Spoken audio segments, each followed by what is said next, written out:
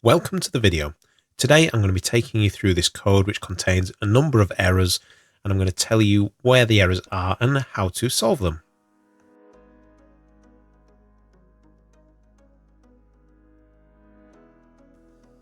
Let's go through the code line by line and see what it actually does or is supposed to do. So the first line of code is asking the person to input their money.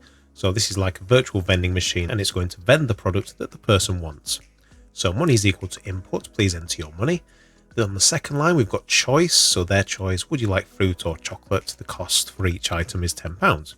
If their choice is equal to fruit, and then we're going to go through a nested loop. So if their money is greater than or equal to 10, so if they put in more than 10 or equal to 10, it's going to print your fruit has been dispensed. Thank you.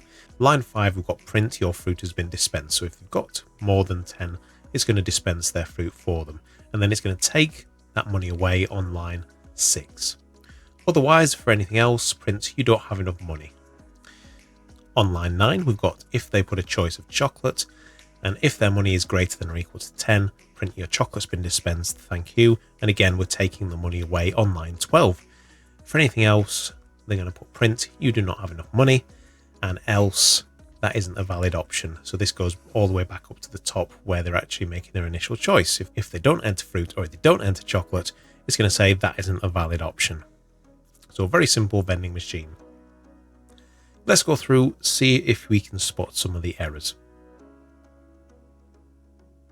So let's start at line 1. Money is equal to inputs, please enter your money.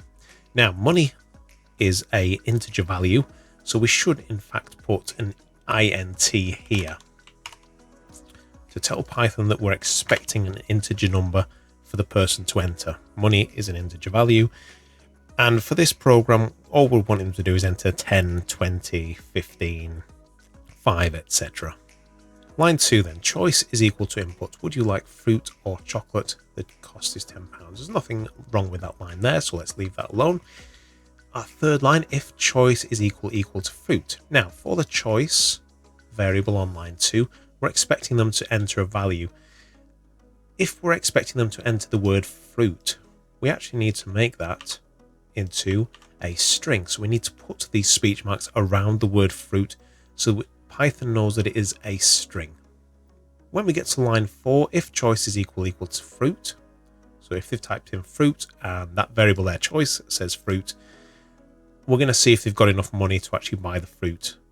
On line 3, we have a colon, and after a colon, as we know, everything should be indented. So this needs to be indented by 1 off to the right hand side. And obviously if we indent that one, we also need to indent line 5, and we also need to indent line 6 as well.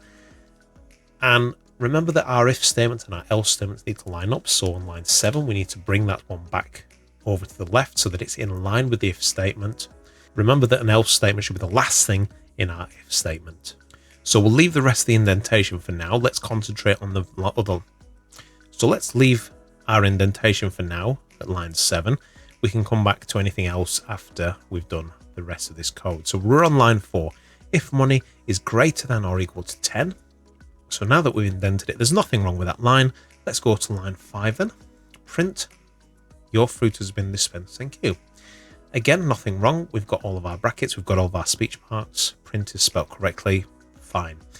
Line 6 then. Money is equal to nonny minus 10. So we're obviously wanting to say subtract 10 away from money. We've actually spelled that wrong, haven't we? So instead of the letter M, somebody's just fuddled on the keyboard and put the letter N. That is fine now that we've changed that. Line 7, we have our else statement. That's all fine. That's in line with our if statement. No problems there. Line 8, print you do not have enough money. So our print statement is correct. We're indented correctly because after the colon on line 7, it needs to be indented more to the right hand side, and we've already sorted that out there. So nothing wrong with line 8. Let's go down to line 9. Now then, this elif statement here on line 9, this is actually for our if statement all the way back up here. So remember, we've got a nested if statement here on line 4, and the end of that nested if statement comes on line 7.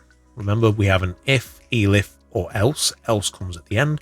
So we've actually finished that else statement. So that was the last line of this nested loop. So this elif statement here is actually belongs to line 3. So remember what we did for here on line 4 and line 7. We made it so the if statement and the else statement were in line. This elif statement needs to actually go back into line with this if statement on line 3. So very easy. We've now put our if statement in line with our elif statement. So else if or elif choice is equal to chocolate. So if they enter chocolate for this choice variable here on input, we're going to see if they've got any money. So on line 10, we say if the amount of money entered is greater than or equal to 10. We're going to go on to the next line. That's indented correctly because that's indented to the right, where after this colon here, print your chocolate has been dispensed. Thank you. And there's nothing wrong with our print statement there. On line 12, this is where we take the money that they've given us and we minus 10 from it. So money is equal to money minus 10. Nothing wrong with that. Indented correctly, and it's in line with this print statement. Then we need to go across to our else statement on line 13. Now then, this else statement is part of our nested loop. So because of that, this else statement needs to be indented to the right hand side because it needs to be part of and in line with this if statement here. Remember, we have if, elif, or else. So this is our if statement here on line 10. Line 13, we have our else statement. So because this is an else statement, we have our colon at the end. Remember, after a colon, the line after it has to be indented across to the right hand side. So line 14 needs to be indented to the right hand side. There's nothing wrong with this line. Print, you do not have enough money, because if we don't have a value that's greater than or equal to 10, they don't have enough money to purchase the item. Line 15, else statement. Now this else statement is actually part of our if statement. So we have our if statement starts on line 3. We have our elif selection here on line 9, and then line 15 is where the else statement finally concludes. So else, so for anything else, if they didn't enter fruit, if they didn't enter chocolate, for anything else, print that isn't a valid option. Now, on line 15, we've got a colon because of the else statement. So this line 16 needs to be indented, which it is. Again, somebody's fumbled on the keyboard. They've put print instead of print. So print, that isn't a valid option. And that should be our full program. Now, we think we've got all the errors, so let's actually run the program. Again, as good coders, we want to actually test our program. We want to test it fully, make sure that it works correctly. So let's click on the run button, see what we get. So please enter your money. I'm going to put in 10. Would you like fruit or chocolate? The cost is 10. I'm going to put fruit because I'm going for the healthy option. Your fruit has been dispensed. Thank you. So everything's gone fine on that one.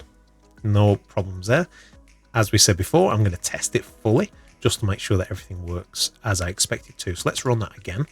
Please enter your money. I'm going to enter 5.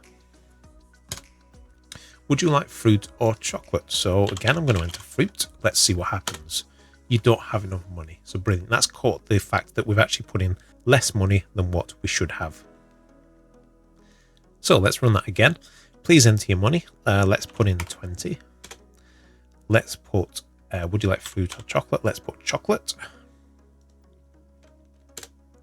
Your chocolate's been dispensed, thank you. So again, we're all fine there. Let's run it again. Again, going for every possible variance that somebody could put in. Let's put in 7 in again.